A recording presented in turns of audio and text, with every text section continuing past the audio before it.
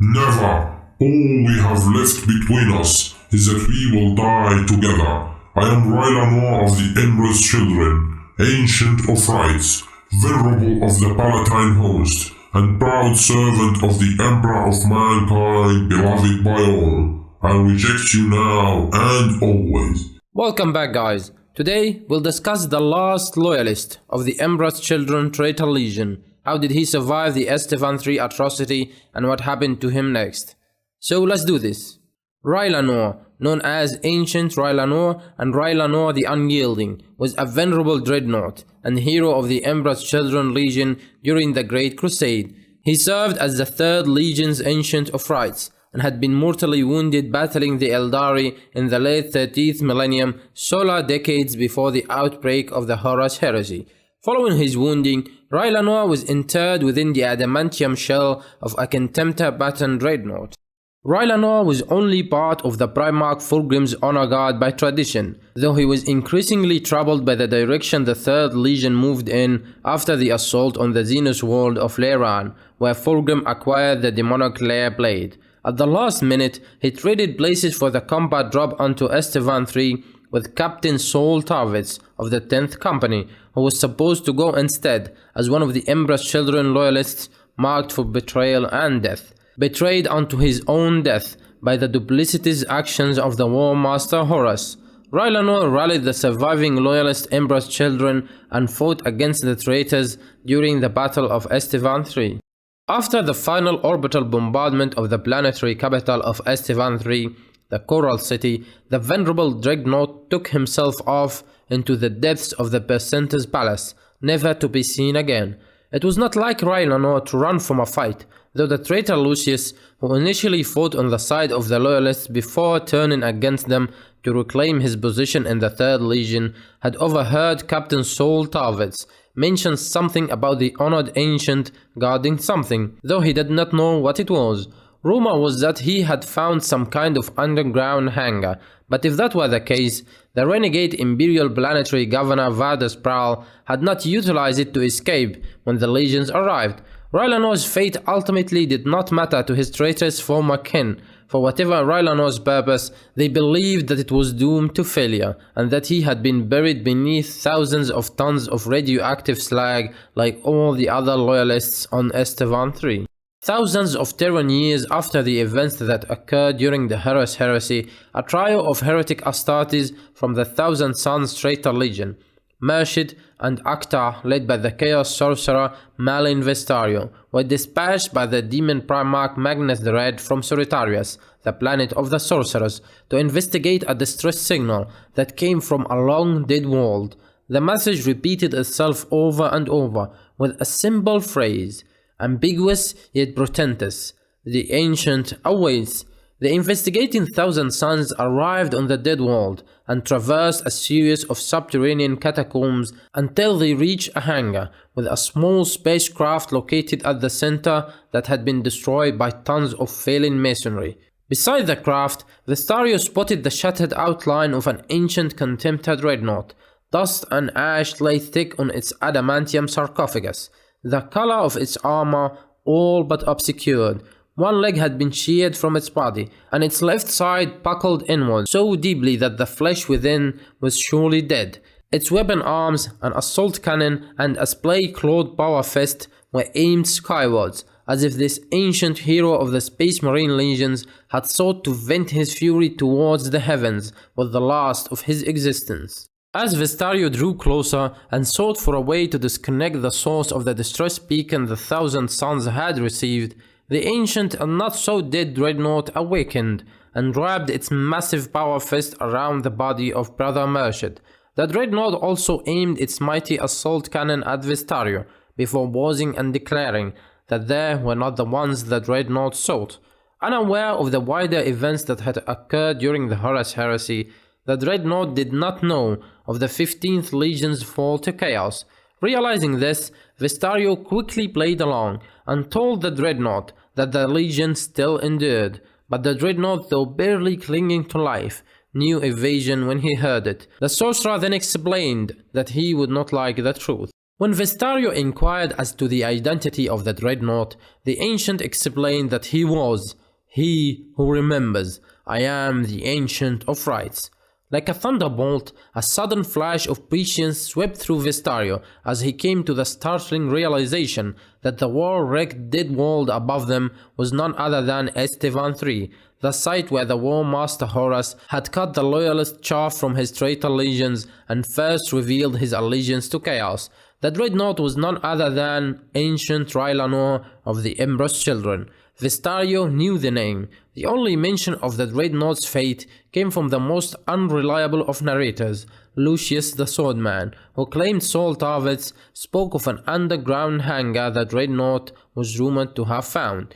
When Vestario asked Rylanor why he had not escaped, the dreadnought explained that he had attempted to do so, but the shockwave of Isstvan III's death went deeper and lasted longer than any could have foreseen. The roof of the cavern collapsed, destroying the spacecraft in the hangar and trapping him there. Vestario glanced at the strange device hooked to the interior of the wrecked starship and inquired as to the device's purpose. Rylanor explained it was a sonic weapon of some kind. A handful of his former brothers among the Emperor's children had found the hangar and sought to kill him. They failed, but the power of the weapons crippled him and left him mortally wounded. Vestario deduced that Rylanor had managed to reshape the sonic weapon into a distress beacon of some kind, but the dreadnought chuckled at the ignorance of Vestario's observation, for the device was no mere distress beacon, it was a lure. When Vestario asked what the device was intended to lure, a silken voice answered, "For me. Isn't that right, Rylanor?" The device had been modified to draw the demon Primarch Fulgrim back to Isstvan III, and it had worked. Without warning, Fulgrim, now a demon prince of Slaanesh, suddenly appeared from the shadows. Rylanor was horrified and disgusted by his former Genesire's appearance. The Primarch was an abomination, even by the standards of warriors who had seen their own Gene-father hideously changed by the transformative energies of the warp. The demon Primarch mocked the Ancient's damaged appearance. Fulgrim asked the Ancient of Rites why he had summoned him to this long-dead place. The dreadnought managed to push his corpus upright into a sitting position, revealing the object that had lain beneath it for millennia. Humming power cables ran from Rylanor's sarcophagus to an opened control panel. Vestario felt his blood chill as he finally understood what it was. Rylanor asked Fulgrim whether it had been millennia since the events of the Isstvan III atrocity. The demon Primarch replied that indeed it had, and mocked Rylanor for all the time that had been wasted, and all the glory unearned, all the victories denied, had he still served within the ranks of the Third Legion. Rylanor gave another grating bark of laughter in response. Rylanor explained that if millennia had passed since the Isstvan III atrocity, then he had had millennia to perfect this weapon. It was at that moment that the demon Primarch realized the true nature of the object that the dreadnought's body had obscured, as Rylanor sent an activating pulse of energy to the armed warhead of an exploded virus bomb. Brother Acta utilized his Raptura cult powers and summoned forth a psychic kind shield in order to contain the explosion, though his ability to maintain such a barrier was tested to its limits. Enraged, Fulgrim attacked Rylanor, enhanced by his Slaaneshi gifted powers, fast as a quicksilver. The demon Primarch crushed the dreadnought's assault cannon and ripped the arm from the dreadnought's body. Fulgrim used one of his alien blades and cut into the outer case of the dreadnought's carapace. Reaching within, he breached Rylanor's sarcophagus and ripped out what was left of the legionary's mortally wounded form. Fulgrim offered Rylanor the opportunity to return to the Emperor's Children Legion and accept the gifts of the Dark Prince, and walk at his side once again, clad in flesh. He could be anything, as the demon Primarch had the power to sculpt him into any form he desired. Vestario could sense Rylanor's horror at this last violation, an inescapable destiny where he would become that which he hated most. The dreadnought did not care whether he lived or died, only that Fulgrim went with him. Rylanor roared his defiance. "Never! All we have left between us is that we will die together. I am Rylanor of the Emperor's Children, ancient of rites, venerable of the Palatine host, and proud servant of the Emperor of mankind, beloved by all. I reject you now and always. The 1,000 Sons were at loss as to what they should do to let matters come to a head or intervene on Rylanor's behalf. Vestario felt Fulgrim's infinite malice, his cruel enjoyment of Rylanor's anguish, and the helplessness of the 1,000 Sons.